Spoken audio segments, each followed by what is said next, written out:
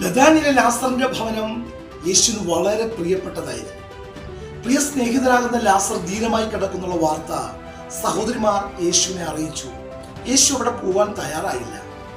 ലാസറിന്റെ ദീനം വർദ്ധിച്ചു, മരണമടഞ്ഞു. എന്നിട്ടും യേശു ഒന്ന് തിരിഞ്ഞു നോക്കിയില്ല. എന്ത് വിചിത്രം! യേശു എന്താ ഇങ്ങനെയൊക്കെ പെരുമാറുന്നത്? ഒരുപാട് ചോദ്യങ്ങൾ ചോദിക്കാനുണ്ട്. പക്ഷെ ചിലതിന്റെ മറുപടി അല്പം വൈകിയേ വരത്തുള്ളൂ. കാരണം യേശുവിനറിയാം, നേരത്തെ ചെന്നാൽ ഒന്നും സംഭവിക്കത്തില്ല. ദൈവത്തിന്റെ പെർഫെക്റ്റ് ടൈമിൽ എത്ര ജീർണിച്ചാലും നാറ്റം വെച്ചാലും 4 ദിവസമായാലും മഹത്വപൂർണമായ ഒരു ഉയർപ്പ് സംഭവിക്കും. പ്രിയമുള്ളവരെ, നിങ്ങളുടെ ജീവിതത്തിൽ ഒരുപാട് തകർച്ചകൾ, ഒരുപാട് അസാധ്യതകൾ, നാറ്റം വെച്ച് തുടങ്ങിയ വിഷയങ്ങൾ കാണാം.